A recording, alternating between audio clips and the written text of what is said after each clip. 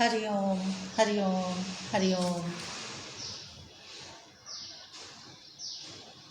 आज हम जिस विषय पे चर्चा करने जा रहे हैं वो थोड़ा सा कठिन भी है और समझ आ जाए तो आसान भी है। हम उसकी डीपनेस में, उसकी गहराई में नहीं जाएंगे, हम केवल आपको उसका थोड़ा सा लेआउट ही दे पाएंगे, क्योंकि गहराई में जाने से आप कंफ्यूज्ड हो जाएंगे।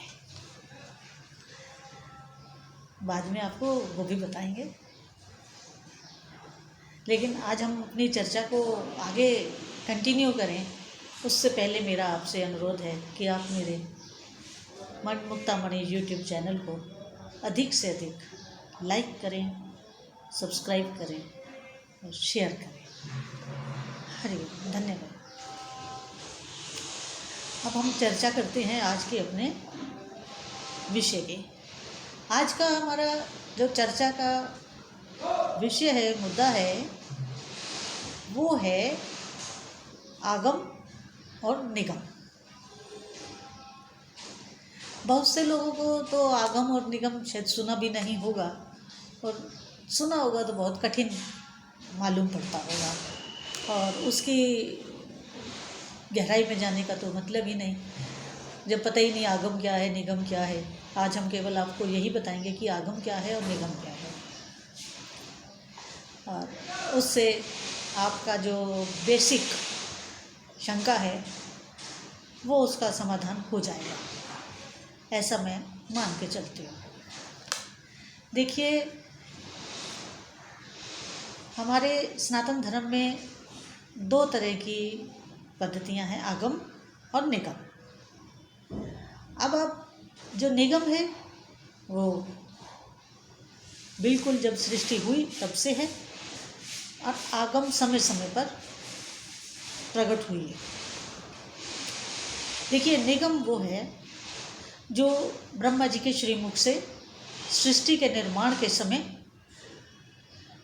और सृष्टि का निर्माण स्मूथली हो, सही ढंग से चले, उसके लिए जो विचार, पद्धति, मंत्र, विधि जो दी गई वो है निगम।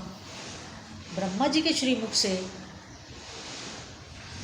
उद्घोषित जितना भी हमारे सनातन धर्म में मार्गदर्शन है वो कहलाता है निगम। वो है सृष्टि के निर्माण में सहायक। उसके बाद समय समय पर ब्रह्मा जी को भी अपने कुछ शुरुआती समय में नियमावली में परिवर्तन करने पड़े, या उनको कुछ ऐड करना पड़ा, या कुछ घटाना पड़ा, ऐसा भी रहा। ऐसा हमारे शास्त्रों में वर्णन आता है,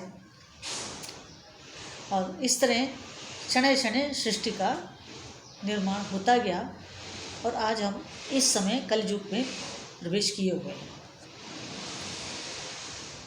अब आता है आगम।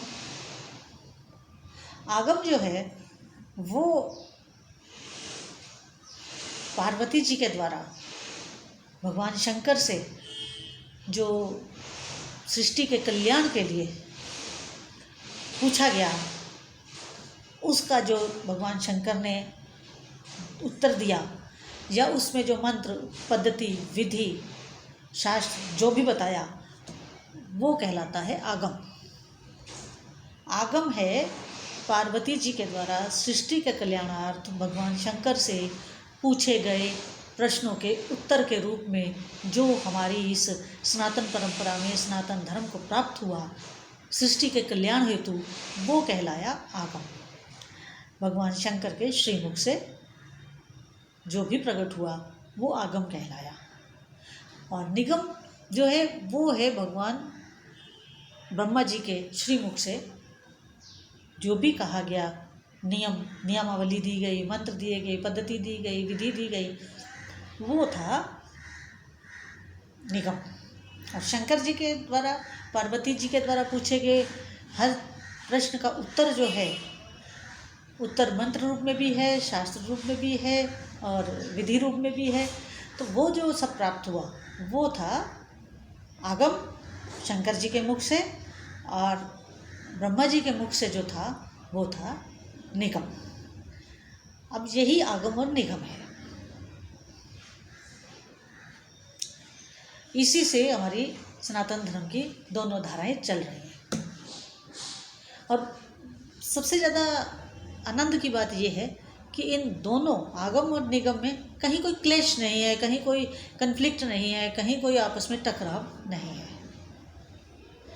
दोनों मार्ग, दोनों पद्धतियाँ, दोनों विधियाँ एकदम सुस्पष्ट, बिल्कुल सुस्पष्ट हैं और उनमें कहीं कभी कोई किसी प्रकार का भेदभाव या अड़चन या कोई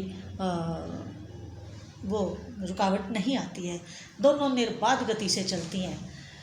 जिसको जो मार्ग भाता है वो उसी मार्ग को अपनाता है और दोनों मार्ग ही एक ही स्थान पर बाद में पहुंचते हैं, परमानंद के स्थान पर पहुंचते हैं। सभी में जो जिस भी रास्ते से चलेगा तो उसका अल्टीमेट तो एक ही होगा और वो है परम शांति, परम विश्राम और परम आनंद।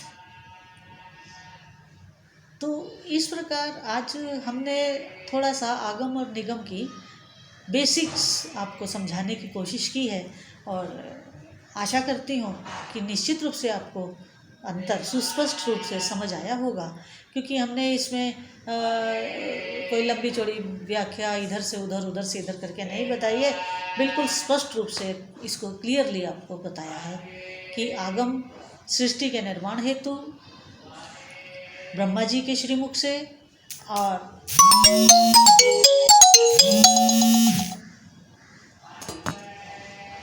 और जो आगम है वो सृष्टि के कल्याण हेतु भगवान शंकर के श्रीमुख से। तो आज के लिए इतना ही, क्योंकि ये चर्चा थोड़ी गंभीर थी तो इसलिए हम इसको और आगे नहीं बढ़ाएंगे। इतना ही आपको बेसिक जानकारी ही आज देनी थी, सो मैंने देने का प्रयास किया और मुझे पूरी आशा है कि आपको बहुत अच्छे ढंग से समझ आया होगा और आप उसको आगे समझ कर ही करेंगे कि आपको निगम मार्ग लेना है या आपको आगम मार्ग लेना है। धन्यवाद। आप सुखी रहें और अपने घर में सुरक्षित रहें। धन्यवाद।